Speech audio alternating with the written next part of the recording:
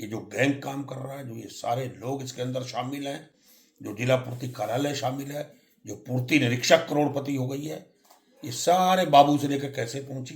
क्या इनके ट्रांसफर नहीं होते क्या? मेरे पर कई बार हमले पहले हो चुके हैं। इस बार खाद्यान्न घोटाला ही विधानसभा के अंदर विद प्रमाणों का मैं लेके आऊंगा।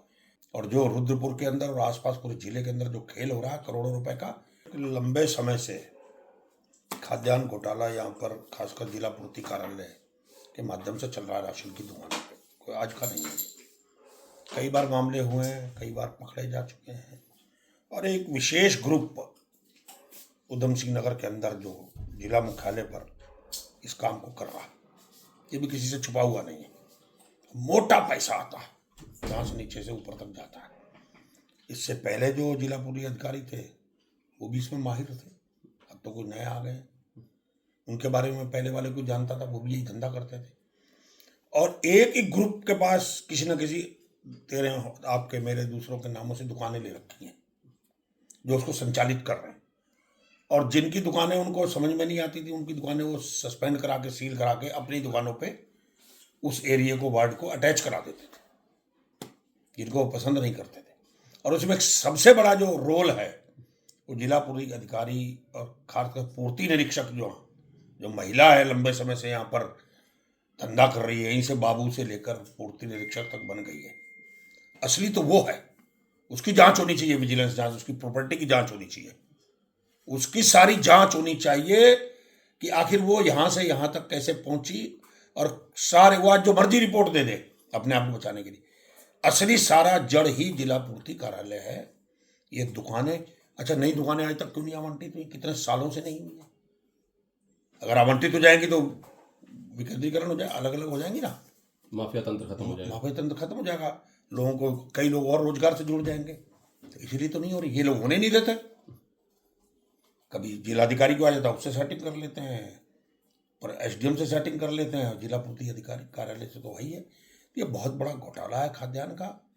आप चिंता मत करो, ये चुनाव के बाद, जून के बाद विधानसभा का चलेगा सत्र। इस बार खाद्यान्न घोटाला ही विधानसभा के अंदर विद प्रमाणों का मैं लेके आऊंगा, वीडियोज लेके जाऊंगा। और जो रुद्रपुर के अंदर और आसपास पूरे जिले के अंदर जो खेल हो रहा है करोड़ों रुपए का, पहले भी हो रहा है, सब मिलों में जाता है माल, सब कुछ नहीं, गरीबों के तो नाम पर बढ़ जाता है। असल में क्या है कि राशन कार्ड ज्यादा है, जनसंख्या के हिसाब से, आबादी के हिसाब से राशन कार्ड ज्यादा है। और राशन कार्ड भी ऐसे ऐसे लोगों के बने हुए हैं जो बीपीएल परिधि में ही नहीं आते, बड़े लोगों के हैं। मेरे पास तो प्रमाण है। मैं इससे पहले वाले को, डीएसओ को, मैंने खुद कहा, एक दिन मिलने तक गया, गायब हो गया वो। तो वो तो इतना भ्रष्ट और बेईमान था, उसके कई बारे मामले हैं मेरी जानकारी। तो ये विधानसभा में उठेगा तभी सरकार चेतेगी, और मैं विद प्रूफ के विधानसभा में लाऊंगा। ये जो गैंग काम कर रहा है, जो ये सारे लोग इसके अंदर शामिल हैं, जो जिला पूर्ति कार्यालय शामिल है, जो पूर्ति निरीक्षक करोड़पति हो गई है, ये सारे बाबू से लेकर कैसे पहुंची? क्या इनके ट्रांसफर नहीं होते क्या? इनको यहाँ से नहीं हटना चाहिए क्या? भाई जो बाबू से लेकर पूर्ति निरीक्षक बना उसको किसी और जगह जाना चाहिए ना, ट्रांसफर होना चाहिए। तो अलॉटमेंट करा लिया इन लोगों ने। भ्रष्टाचार की जड़ें हैं, जो आता है अधिकारी उसको पैसे देके, पैकेज देके अपना काम करते हैं। तो ये खुलासा हुआ है, मैं मीडिया का भी आभारी हूँ, और ये निश्चित रूप से आप लोगों ने इसको खोला है, इसको और करिए। जो जड़ता का वास्तव में राशन मिलना चाहिए, क्योंकि यह राशन ओवर आता है, ओवर राशन कार्डों की संख्या ज़्यादा है। राशन के ऊपर लोगों ने अपनी लिस्टें बना रखी हैं, जिला पूर्ति कार्यालय ने सेटिंग करके, तो वो सारा माल बिक रहा है। गरीब आदमियों के नाम पर खाली राजनीति हो रही है, सब गरीब आदमियों को राशन दे रहे हैं। कितने लोग आते हैं जिनको राशन नहीं मिलता, दुकानों में चक्कर काट के बैठ जाते हैं। तो ये अगर जिला पूर्ति कार्यालय ईमानदारी से, एसडीएम सारे लोग निरीक्षण करें, तो भ्रष्टाचार बंद हो जाएगा। मैं तो डीएम साहब से कहना चाहता हूँ कि आप ही पहल कर दो इस काम की। तो डीएम साहब को इसमें एक रिपोर्ट गई है, क्योंकि पूर्ति विभाग के कार्यालय के जो कर्मचारी अधिकारी हैं वो अपने आप को बचाने के लिए कहीं ना कहीं उन्होंने इन 4-5 जो दुकानें जो चिन्हित की हैं, इनकी जांच रिपोर्ट भेजी, लेकिन डीएम साहब कुछ नहीं होने वाला। ये क्या रिपोर्ट और क्या खेल है, आप जानते हो। रिपोर्टों पर खेल होता, अरे असली आदमी क्या क्यों नहीं छापा डालते? असली आदमियों को क्यों नहीं माल पकड़ते? जिनके गोदाम पड़े हुए हैं, दुनिया भर के गोदाम बना रखे हैं, वहां माल पड़ा हुआ है, दूसरों के नाम, तेरे मेरे नाम से गोदाम है। असली खेल तो हुआ है ना, कराए ना विजिलेंस जांच, लगा दें LIU है। पता चल जाएगा कहाँ कहाँ माल छुपा हुआ है, आखिर राशन का माल कहाँ कहाँ जाता है। एक परत खुलेगी तो सारी परतें खुल जाएंगी, पूरा सिंडिकेट पूरा सिंडिकेट का सारे सामने है। हिम्मत तो करे कोई, पर सब भ्रष्टाचार में लगे पड़े हैं, लूट हो रही है। ना खाने दूंगा ना खाऊंगा, खाओ भी जमकर कमाओ और पार्टी फंड में लाओ, यही तो हो रहा। सीएम साहब कह रहे हैं जीरो टॉलरेंस। कह तो रहा हूँ जीरो टॉलरेंस कहाँ है, मेरे से बहस कर लें। बीजेपी का बड़े से बड़े नेता मुख्यमंत्री तक से कहना चाहता हूँ, मंत्री मेरे सामने बैठ जाओ, मैं पूछूंगा कि ये पैसा कहाँ जा रहा है, ये जमीन बिकी कहाँ जा रहा है। अभी भी 4 एकड़ जमीन सरकारी जो आपका रेलवे क्रॉसिंग अशोका लीलैंड के सामने 4 एकड़ जमीन करोड़ों रुपए की, आप जाकर देखिए वहाँ पेट्रोल पंप लग रहा है, कौन लगा रहा है। 4 एकड़ जमीन जो 90 साल की लीज पे दे दी गई है, करोड़ों रुपए की खेल हुआ। क्या हो रहा है, सरकारी जमीनें सब लीज पे जा रही हैं, कल को सरकार भी लीज, सब लोग लीज पे चला जाएगा खेल सारा। रेडी आ गए बंधु, गोलियां चल रही हैं आते ही, जसपुर शुरुआत हो गई, कल किच्छा में शुरुआत हो गई, गुंडेबाज माइनिंग के नाम पर हथियारबंद लोग आ गए। किसकी शय पे आ रहे हैं, एक पौंटी चड्डा होता तो हाहाकार मचाते थे, आज अपना गिरबान झांक के देखे ना, जिनके घर शीशे को दूसरों को पत्थर नहीं मारते, आज देखे ना क्या हाल हुआ पड़ा। आज अभी से गुंडा 1 अप्रैल से शुरू हुआ है, और गुंडागर्दी देखना क्या क्या होगा, संघर्ष होंगे। ये रेड्डी परिवार उत्तराखंड की आके जो सीना चीर रहे हैं, जो यहाँ के गोला खनन निकाल रहे हैं, अरे शर्म आनी चाहिए सरकारों को कि आप पैसे की खातिर इस हद तक जा रहे हो, सीना चीर रहे हो, गरीबों के साथ की रोजी रोटी पे लात मार रहे हो।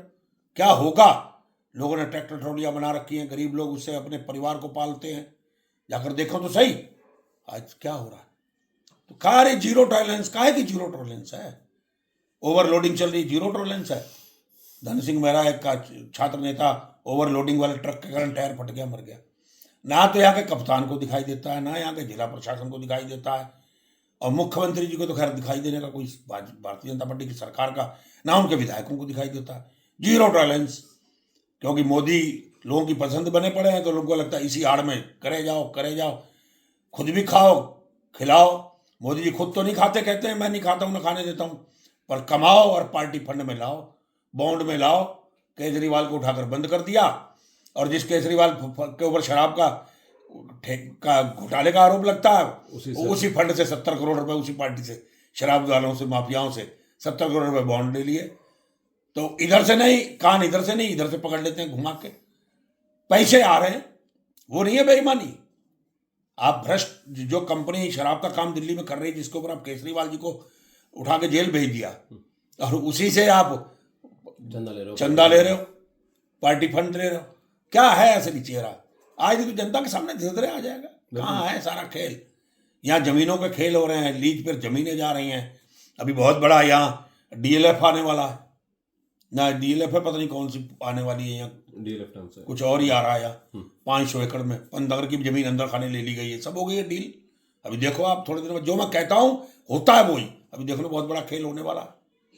तो एक थोड़ी है, अब तो थक गए हम लोग बोलते बोलते, पर क्योंकि जनता को दिखाई नहीं दे रहा, जनता इस समय बिल्कुल अलग तरीके से चल रही है, फ्री बिजली का उसी आड़ में खेल हो रहा है। मोदी जी कह रहे हैं सब, अरे लोगों का जीरो बिल अरे चिंता मत करो, देखो तो सही क्या क्या हो रहा है इस उत्तराखंड में भी। आप तो छोटे प्रदेश को देख लो, जहां जहां भाजपा की सरकार है वहां कोई इनको दिखाई नहीं दे रहा, वहां इनके चश्मे जो हैं दूसरे हैं देखने के, और जहां भाजपा की सरकारें नहीं है वहां चश्मा देखने का मोदी जी से लेकर आदरणीय प्रधानमंत्री जी के लेकर सारे भ्रष्टाचार के रिकॉर्ड वहां टूट रहे हैं। और जहां दूसरे हैं उठाकर जेल, जांच। हम लोग एक सिक्योरिटी अपनी मांग रहे हैं, हमें देने को तैयार नहीं है। मैंने मुख्यमंत्री जी को भी भेजा कि जो हालात तराई पे बसे पड़े, कभी भी कुछ हो सकता है, मेरे पर कई बार हमले पहले हो चुके हैं, मैंने पूरा इतिहास लिखा, तो मुख्यमंत्री लिख दिया आवश्यक कार्रवाई करें। इतनी महत्वपूर्ण चिट्ठी लिखने के बाद कल को मैंने कहा एसएसपी जिम्मेदार होगा अगर मेरे साथ कुछ हुआ तो, डीजीपी को लिखा, पर कोई गंभीरता जनप्रतिनिधियों के प्रति नहीं है। यही अगर कोई फिटनेस का ठेका लेने वाला, अगर यही खनन का काम करने वाला कोई और आदमी होगा, कहेंगे साहब मुझे तो उसको 4-4 गनर मिल जाएंगे, 2-2 गनर मिल जाएंगे, उनको सिक्योरिटी मिल जाएगी, और जनप्रतिनिधियों के साथ कोई मतलब नहीं। कि बाबा ने कहा था ना कि मेरी सुरक्षा हो जाए, नहीं हुई। 10 लाख में बाबा का मर्डर हो गया, ये हाथ से, ये मजाक नहीं तो क्या, 50 लाख में तो मर्डर नहीं करता कोई। 10 लाख रुपए मर्डर हो रहा है, कप्तान कह रहे 10 लाख रुपए में मर्डर होगा, इतने बड़े बाबा का अगर 10 लाख में मर्डर होने लग गया, फिर तो हत्या करने की कोई कीमत ही नहीं रह गई। फिर तो कर दो कि लाख रुपए में आदमी मर गया। पुलिस ने सही मामला खोला है। अब मैं तो उन्हीं से सवाल कर रहा हूं कि 10 लाख में इतने बड़े बाबा का मर्डर हो सकता? अब क्या खेल है ये, तो भैया सरकार जाने, मुख्यमंत्री जाने, उनका मुख्यमंत्री जी का खास प्रिय कप्तान जाने, जो कहता है लाओ पोस्टिंग करानी है, ट्रांसफर कराना है, कोई जिला लेना है तो मेरे पास आ जाओ, सीओ बनना है तो मेरे पास आ जाओ, एडिशनल एसपी का चार्ज लेना है तो मेरे पास आ जाओ, जिले का कुछ चार्ज लेना तो मेरे पास आ जाओ। इसी जिले का या पूरे प्रदेश के? पूरे प्रदेश के, जो किसी भी जिले का, जो चाहो करा लो, मुझसे आओ ना मेरे पास। तो भैया तो सैया भय कोतवाल तो फिर डर का आएगा। बहुत बहुत